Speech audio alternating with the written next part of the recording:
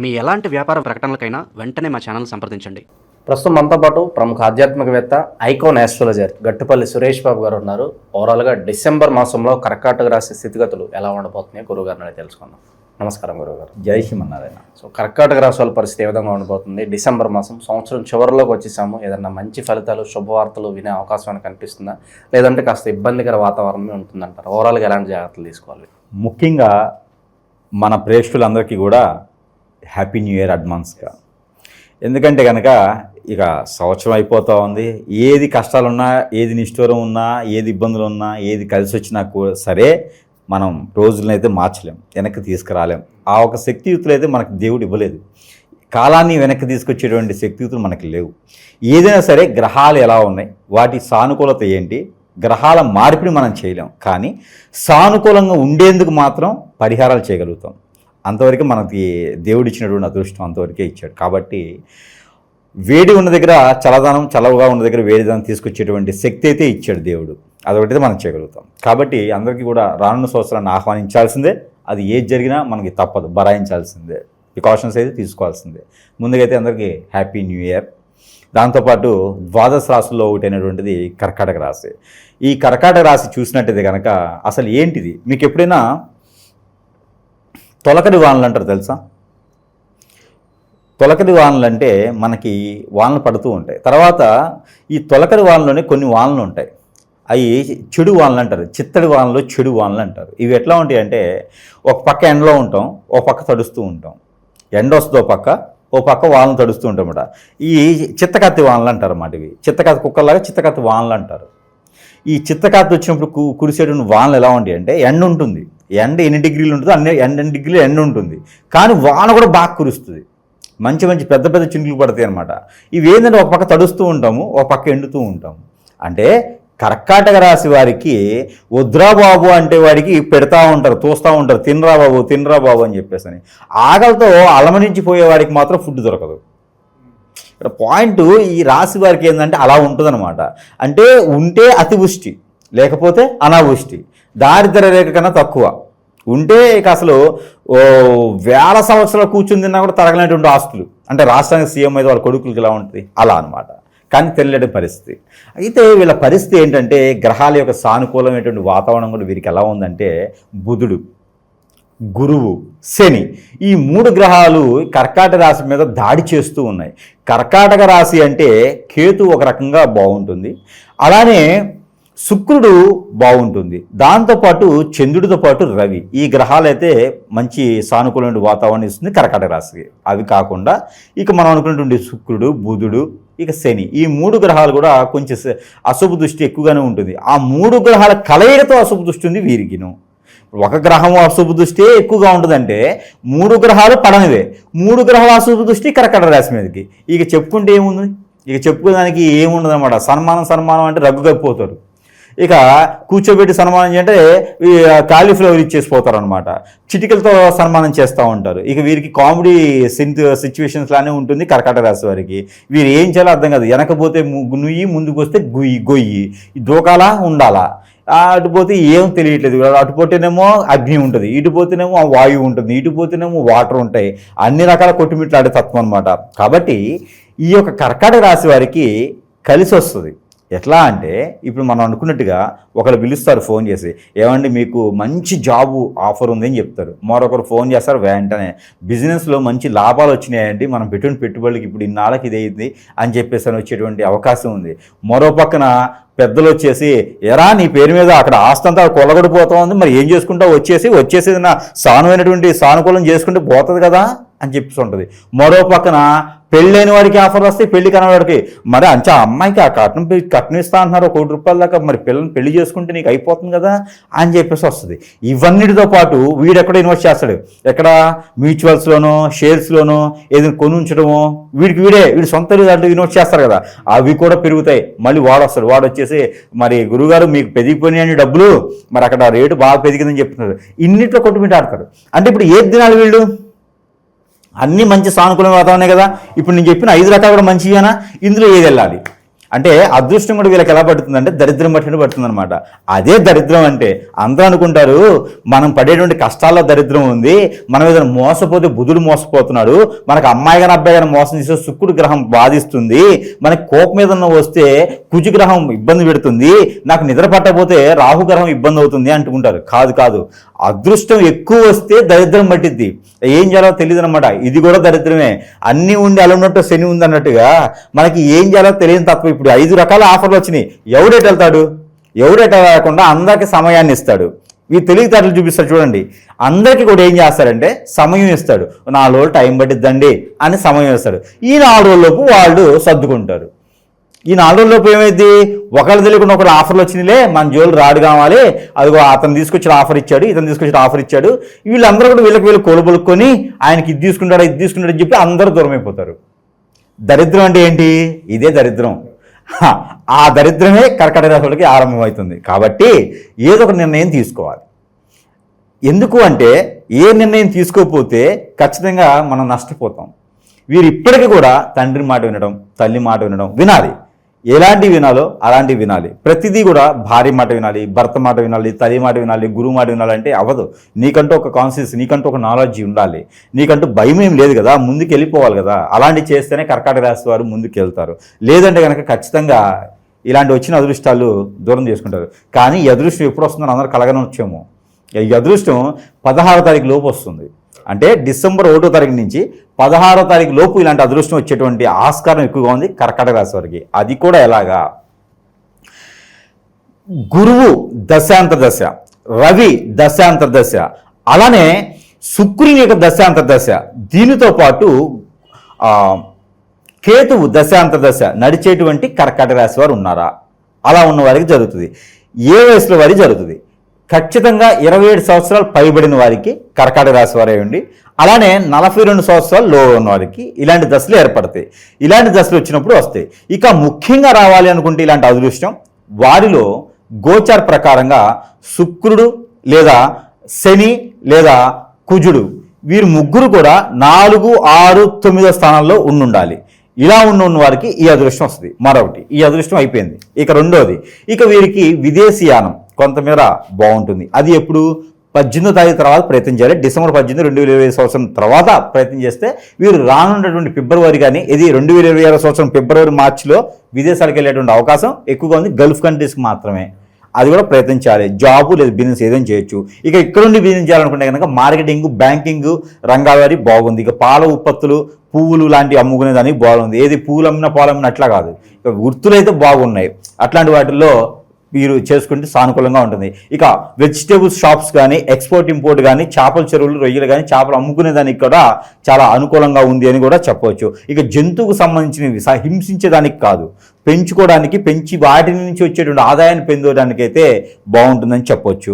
ఇకపోతే పంట భూములు పండించే రైతులకు కూడా వీరికి సానుకూలంగా ఉంది. కొత్త రకమైన పంటలు పండించడానికి కూడా అనుకూలంగా ఉంది. ఇక ఎరువుల సంస్థల్లో కానీ, ఇక్రిసాట్ లాంటి వాటిలో కానీ పని చేసుకుంటే ఇంకా చాలా బాగుంటుంది. కాబట్టి అలాంటి ప్రయత్నం చేయాలి. అంటే అగ్రికల్చర్ సైడ్ కూడా మీకు చాలా అనుకూలంగా, సానుకూలంగా కూడా ఏర్పడుతుంది. ఇక భార్యాభర్తల మధ్య సంబంధాలు ఏ విధంగా ఉండబోతున్నాయి గురుగారు? చూసుకున్నట్లయితే గత కొన్ని నెలల నుంచి మిమ్మల్ని సంప్రదించే వాళ్ళు ఎక్కువగా ఈ వైవాహిక జీవితంలో ఇబ్బంది ఉన్న వాళ్ళే సంప్రదిస్తున్నారు. నా భార్య లేదా భర్త దూరం అయిపోతుంది అంటే, ఇంత మంచి రెస్పాన్స్ ఉంది. ఆ నమ్మకాన్ని వాళ్ళకి ఎలా కల్పించారు? ఓవరాల్గా ఏం జరుగుతుంది? ఒకప్పుడు ఏమయ్యేదంటే కొన్ని ఛానల్స్ కొన్ని ప్రోగ్రామ్స్ ఇచ్చేవారు. బొతుకు జట్క బండి, నా బొంద బొట్టుకు బండి అని చెప్పేసి కొన్ని ప్రోగ్రామ్స్ ఇచ్చేవారు. దాని వలన కొన్ని రకాల భార్యాభర్తల మధ్యన ఉన్నటువంటి గొడవలు అక్కడే సానుకూలపరిచేవారు. ఈ మధ్యన కొన్ని ఛానల్స్ వస్తున్నాయి కానీ పెద్ద పాపులర్ అయినట్లు లేదు. కాకపోతే ఈ మధ్యన ఏంటంటే గురువులకి తగులుకున్నారు వీళ్ళంతా కూడా. బలైనటువంటి వారందరూ కూడా ఎడిపోతారు, చివరికి గురువు దగ్గరికి వస్తారన్నట్టుగా అడిదిరిగి ఇడిదిరిగి ఏమవుతుందంటే గురువుల దగ్గరికి సంప్రదిస్తూ ఉన్నారు. కానీ సమస్యలు కూడా చాలా ఎక్కువైపోయినాయి ఈ రోజున. పెళ్లి చేసుకుంటూ ఉన్నారు. పెళ్లి చేసుకునేంత వరకు బాగానే ఉంటుంది. పెళ్లి చేసుకున్న తర్వాత వీరి మధ్యన ఎడబాటు భారం ఖచ్చితంగా అవుతుంది. ఎందుకంటే అది భార్యలో లోపం, భర్తలో లోపం కాదు. పెళ్లి చేసుకుని దాకా వచ్చారు అంటే వారిద్దరు మంచి అన్యోన్యంగా ఉన్నారని అర్థం. మూడోవాడు వస్తాడు మూడోవాడు ఒకటి ఆవాజ్ వస్తుంది. ఈ భర్త మీద కన్నేయటము, భార్య మీద కన్నేయటము జరిగేసి వారికి హిప్నటిజము, బ్లాక్ మ్యాజిక్, వశీకరణ చేసేసి మందు పెట్టడం. ఈ రోజులు చాలా ఫేమస్ అయిపోయింది మందు పెట్టడం. ఎవరైనా మాట వినాలంటే మందు పెట్టేస్తారు. ఎవరి భార్యకైనా మందు పెట్టచ్చు, ఎవరి భర్తకైనా మందు పెట్టచ్చు. ఫుడ్ లో పెట్టేస్తున్నారు, మొహమ్మద్ చల్లేస్తున్నారు. ఓం భూమ్ బుష్ అని మొహమ్మద్ చల్లేగానే వాళ్ళు మన వైపు వచ్చేస్తున్నారు అనమాట. అలా జరిగేటువంటి గురువులు చాలామంది ఉన్నారు. అలా ఇచ్చి క్యాష్ చేసుకునే వాళ్ళు, అలా దొంగ స్వాములు చాలామంది ఉన్నారు. అది వాళ్ళ దరిద్రం వాళ్ళకి, అది వేరే విషయం. అయితే ఈ జనాలు సగటు మనుషులు ప్రేమతో, అభిమానంతో, నమ్మకంతో, ఆప్యాయతో ఆ పెళ్లి చేసుకొని సుఖంగా కాపురం చేసుకుని పిల్లలకంటూ వాళ్ళందరికీ జీవితం కొనసాగించేటువంటి కాలంలో ఎవడొక దరిద్రుడు వచ్చేసి కన్నేయటం, ఎవడొక దరిద్రాలు వచ్చేసి కన్నేయటం, ఇలాగా వచ్చేసి వాళ్ళ సంసారాలను నిప్పులు పోసి వాళ్ళ వైపు లాక్కోవటం, అక్రమ సంబంధాలు పెట్టుకోవడం. అసలు ఎందుకు ఆవిడ వైపు వెళ్తున్నాను, ఎందుకు ఆయన వైపు వెళ్తున్నాను లేకుండా కూడా అక్రమ సంబంధాలు అవుతూ ఉన్నాయి. ఇవన్నీ కూడా మనకి చాలా బాధిస్తున్నాయి. పిల్లలు ఉంటున్నారు, చంటి పిల్లలు, భర్త మీద ఆధారపడి ఒక భార్య ఉండి 2 పిల్లలు ఉంటారు. ఆ పిల్లలు, భార్య, వారి తల్లిదండ్రులు అందరూ కూడా ఇబ్బంది పడుతూ ఉన్నారు. ఏది భర్త దూరం అవడం వల్ల. ఈ భర్త దేనికి దూరం అవుతున్నారు? ప్రేమ కొందో, అభిమానం కొందో, ఇంకోటి మీద వ్యసనంతో కాదు. భార్య ఉంది అంటే ఇంకో దగ్గరికి వెళ్తున్నాడంటే అప్పుడు అర్థమైంది అక్కడ ఉండే వాళ్ళు లాగుతున్నారు. ఎట్లాగా ఎవరినో ఒక గురువుని నమ్ముకొని ముందు ఇప్పుడు పెట్టిచ్చేసి లాగుతూ ఉన్నారు. ఇలా బలైన వాళ్ళు చాలా మంది ఉన్నారండి. చెట్టుకోలు కుట్టుకోలు అవుతున్నారు. అలాగే ఆశలు, కోరికలు ఉన్న వాళ్ళు ఎందుకు పెళ్లి చేసుకోవాలి, ఎందుకు పిల్లల్ని కనాలి, ఎందుకు ఇలా చేసుకోవాలి, సంసారం రోడ్డు మీదకి ఎందుకు వేసుకోవాలి? పోనీ ఇంత జరుగుతుంది కదా, భార్యను భర్తను లాగేశారు, ఇంకొకరు పక్కన వాళ్ళు అక్రమ సంబంధాలు పెట్టుకున్నారు అనుకున్నామా? సరే వాళ్ళని పెంచి పోషించుకుంటారా అంటే లేదు. వాళ్ళతో అవసరం పని తీరిన తర్వాత వీళ్ళ దగ్గర వాళ్ళకి సంబంధించింది ఏది ఉందో ఆ వనరులన్నీ లాగేసుకున్న తర్వాత ఎగ్గిరి తన్ని రోడ్డు మీదకి వేస్తున్నారు. ఈ రోడ్డు మీద వేయడంతో ఇక బలి అలా చూడండి. తల్లిదండ్రుల దగ్గరికి వెళ్ళలేరు, భార్య దగ్గరికి వెళ్ళలేరు, భర్త దగ్గరికి వెళ్ళలేరు, పిల్లల్ని దగ్గర చేసుకోలేరు. వీరి మైండ్, వీరి ఆలోచన, వీరి తత్వం, వీరి హెల్త్ అన్ని సర్వనాశనం అయిపోతాయి. ఇక దీంతో విషయం ఏంటంటే ఎక్కడ దగ్గర సంప్రదించాలి. ఇక నా దగ్గరికి వచ్చేటప్పటికి డబ్బులు ఉండవు, అన్ని సమర్పించుకుని వచ్చేస్తారు. నా దగ్గరికి వచ్చేటికి కాశీలో శివుని దగ్గరికి వెళ్ళినట్టుగానే గురువు గారు అని చెప్పేసి అని వచ్చేస్తారన్నమాట. ఇక మన దగ్గర వచ్చే డబ్బులు లేవు. ఇక భార్యాభర్తల్ని కాపాడుకునే దానికి మనం నేర్చుకుని ఉన్నాం కదా, ఇక నేర్చుకుని తప్పదు, భార్యాభర్తల్ని ఒకటి చేయాలి. ఇదంతా కూడా ఎట్లా ఉందంటే పరిస్థితి, ప్రపంచం ఎడు తిరిగినా కూడా మళ్ళీ చుట్టూ తిరిగి నాయరికే వస్తారన్న టైప్లో అయిపోయింది అనమాట. ఇలా బలయ్యే వాళ్ళు చాలామంది ఉన్నారు. తస్మ జాగ్రత్తగా ఉండాలి. దొంగ సాములు నమ్మడం కానీ, ఇంకొకరి భార్య మీద ఇంకొకరి భర్త మీద కన్నేయడం కానీ ఇలాంటి చేయడం ద్వారా ఖచ్చితంగా పాపం తగులుతుంది. 100 సంవత్సరాల జీవితం 10 క్షణాలు 10 క్షణకల్నే అవుతుంది. మొన్న ఎక్కడో బాంబు వెళ్ళింది, అలానే మొన్న ఎక్కడో ఫ్లైట్ ఇదైంది, బస్సులు యాక్సిడెంట్ అవుతున్నాయి, బైక్ యాక్సిడెంట్లు అవుతున్నాయి. అసలు తింటూనే పోతూ ఉన్నారు. హాస్పిటల్కి వెళ్తే మనం చెక్ చేయించుకుంటే రోగం నొప్పి తెలియకుండా టాబ్లెట్లు వాడుతూ ఉన్నాం. దేనికి వాడుతున్నాం కూడా తెలియదు. ఏ రోగం కూడా తెలియడానికి డాక్టర్కి 3 నెలలు పడుతుంది. ఈలోపు మనం ఉన్నామా అదృష్టం, ఆ మెడిసిన్తో పోయామా అదొక అదృష్టం. కాబట్టి ఇవన్నీ కూడా కారణాలు ఏంటి అంటే మనకు తెలియకుండా మనం దొంగ స్వాముల దగ్గరికి వెళ్ళటం, వారు చేసేటువంటి మంత్రోచ్చారణకు కావచ్చు, వారు నేర్చుకున్న క్రియలకి మనం బలయటం. దీంతో పాటు కొన్ని రకాల మతాల వాళ్ళు స్పిరిట్లను చేస్తూ ఉన్నారు.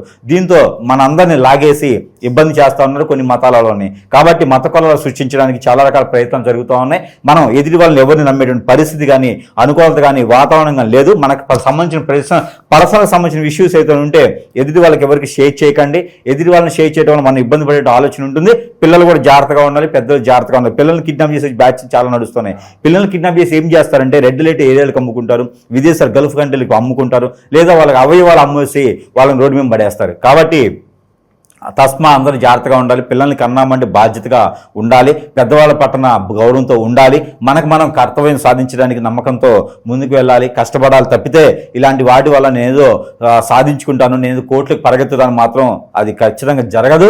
ఆ డబ్బులు వచ్చినట్టుగా పోతా ఉంటే నీకు దగ్గర నీ అనుకునే వాళ్ళు లేకపోతే నువ్వు ఎంత సంపాదించి మాత్రం ప్రయోజనం ఏంది? కాబట్టి అలాంటి ఏం చేయకూడదు. అలాంటి చేయడం ద్వారా నాలాంటి గురువుల దగ్గర సంపాదించాల్సి వస్తుంది. ఇక మన దగ్గరికి వచ్చేటప్పటికి ఏంటంటే కనుక ఎవరైనా బాధతో ఉన్నా, ఇబ్బందులో ఉన్నా, ఇలాంటి బాధపడుతుంటే కూడా సంప్రదించవచ్చు. ఎందుకంటే మనము అలాంటి చెడు క్రియల నుంచి బయటపడేసే వాళ్ళం, కానీ అలాంటి చెడు క్రియలు చేయం. మనం అలాంటి చెడు క్రియలు చేసే మంత్రాలు మన దగ్గర ఉండవు. బాగు చేసేదానికైతే మనం ఏదైనా చేయగలుగుతాం. కొంతమంది ఎదుగుదల తట్టుకోలేక అష్టదిగ్బంధనం కూడా చేస్తున్నారు.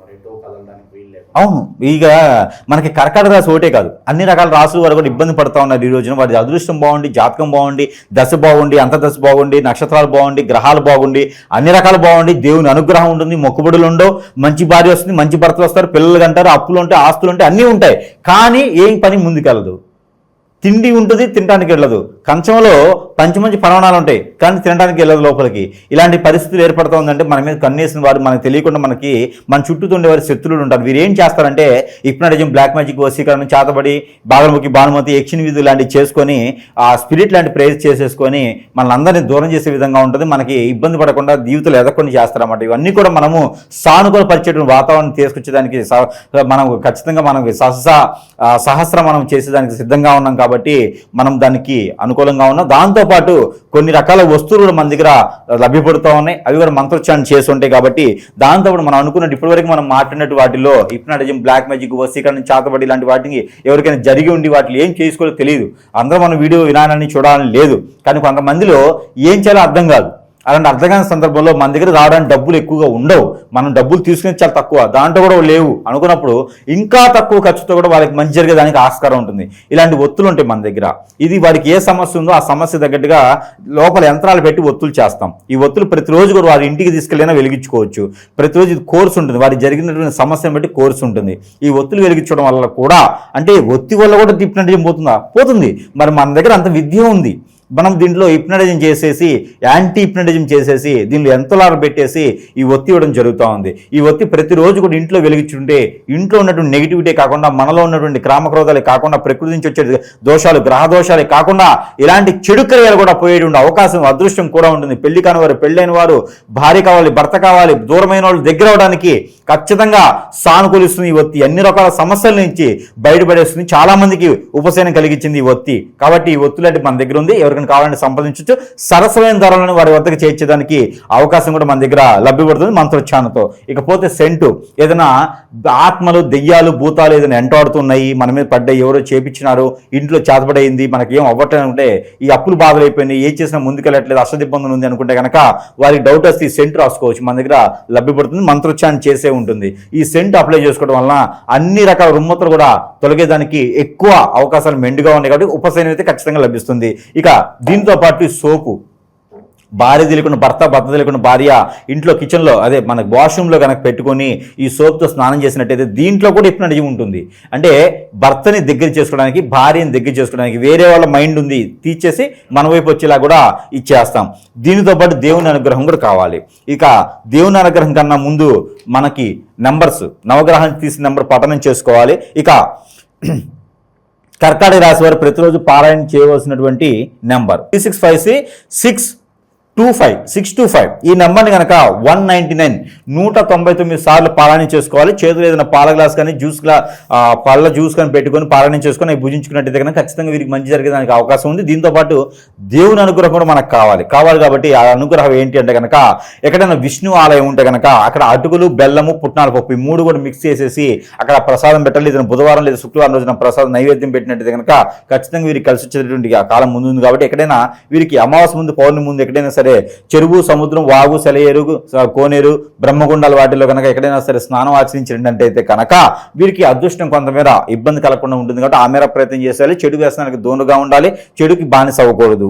ఇలాంటి మంచి అభిమానంతో, ఆప్యాయతో, అనురాగంతో, ప్రేమతో అందరితో కాకుండా ఇంట్లో వాళ్ళతో ఉంటే సరిపోతుంది. ఆ రకంగా ముందుకు వెళ్ళినట్టయితే కనుక వీరికి అన్ని రకాలు కలిసి వచ్చేదానికి ఆస్కారం ఉంటుంది. మనకి సంప్రదించాలనుకుంటే కనుక మనకు సంప్రదిస్తే అన్ని రకాల విషయాలకి, అన్ని రకాల సమస్యలు కూడా బయటపడేసేదానికి ఆస్కారం చూపిద్దాము. చాలా బాగా వివరించారు, ధన్యవాదాలు సార్.